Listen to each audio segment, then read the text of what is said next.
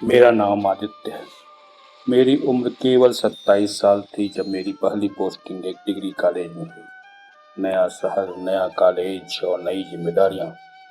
पहले ही दिन जब मैं क्लास में पहुंचा तो मुझे महसूस हुआ कि कई छात्र छात्राएं मुझे उत्सुकता से देख रहे हैं।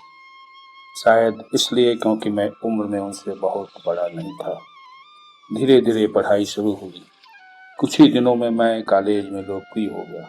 छात्र मेरी क्लास का इंतजार करते थे, क्योंकि मैं किताबों की भाषा नहीं बल्कि जिंदगी की भाषा में पढ़ाता था। उसी क्लास में एक लड़की थी, नंदनी।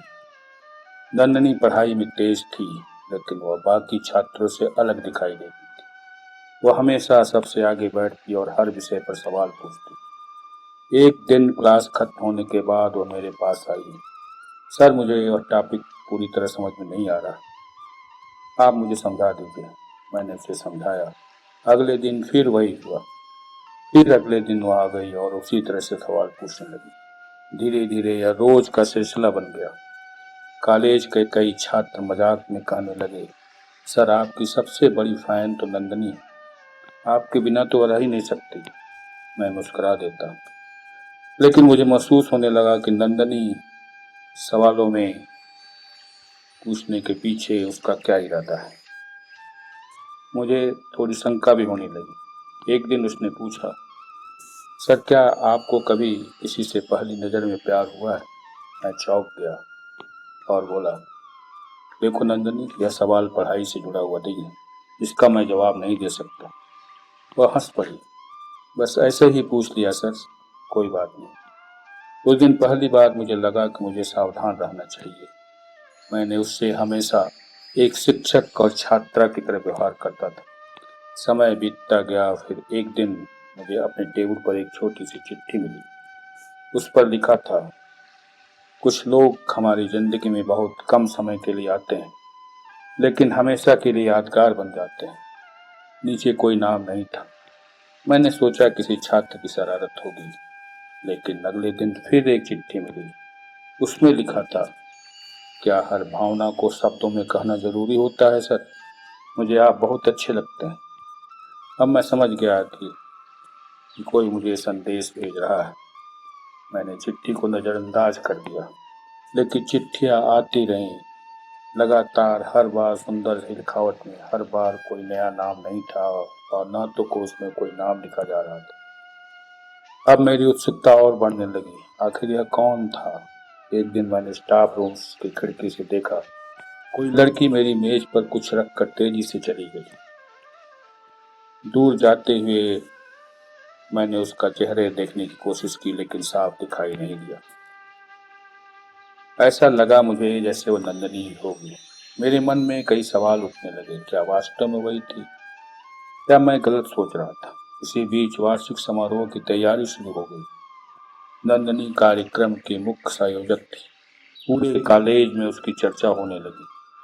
वो प्रतिभाशाली थी, आत्मविश्वासी थी और उसका सम्मान सभी करते थे। समारोह वाले दिन उसने मंच से एक कविता सुनाई। कविता की आखिरी पंक्ति थी, कुछ रिश्ते नाम से नहीं बिकते, बल्कि सम्मान से बिकते हैं। पूरा हाल तालियों से गूंज उठा, लेकिन पता नहीं क्यों यह पंक्ति मेरे दिल में उतर गई। उस शाम कार्यक्रम होने के बाद मुझे एक और चिट्ठी मिली। इस बार लिखा था उसमें, कल शाम 5 बजे कॉलेज की लाइब्रेरी के पीछे वाले बागीचे में आइए सर। मैं आपको अपना सच बताना चाहती हूँ। अब रहस्य अपने चरम पर था। मैं पूरी रात सो नहीं पाया। अगले दिन शाम 5 बजे मैं उस जगह पहुंच गया। बगीचे में पूरा सन्नाटा था।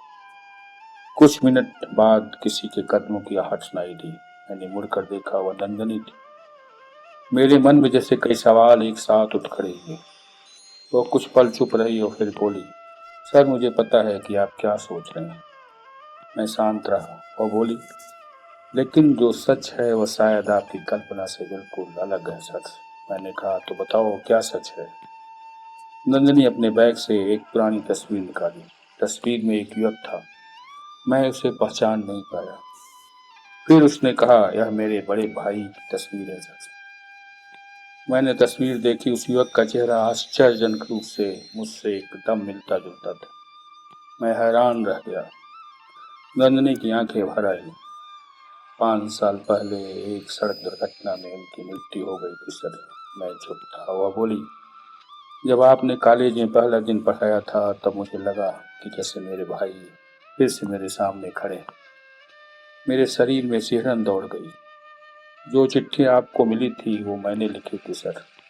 मैंने धीरे से पूछा, क्यों? उसने जवाब दिया, क्योंकि मैं आपको धन्यवाद देना चाहती थी सर। धन्यवाद?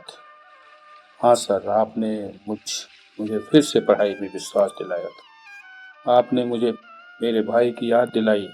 आपने मुझे उस दर्द से बाहर निकाला जिससे मैं वर्षों से लड़ रही थी। मेरी आंखों में नमी आ गई। अब सारी बातें स्पष्ट हो चुकी थी। जिसे लोग प्रेम समझ रहे थे वह दरअसल सम्मान, विश्वास और भावनात्मक जुड़ाव था। वह एक भावनात्मक जुड़ाव था। नंदिनी ने कहा, मैं कभी आपको परेशान नहीं करना चाहती थी सर, बस हिम्मत नहीं जुटा पा रही थी कि यह बात आपसे सीधे कर सकूं। मैंने मुस्कुरा कर कहा, तुम्हारे भाई बहुत भाग्यशाली रहे होंगे कि तुम्हें तुम्हारी जैसी बहन मिली। ऐसी बहनें बहुत ही भाग्य से मिलती हैं। नंदनी रो पड़ी। उस दिन पहली बार मैंने उसे इतना भावुक देखा। उसके बाद सब कुछ सामान्य हो गया। चिट्ठियां आना बंद हो गई।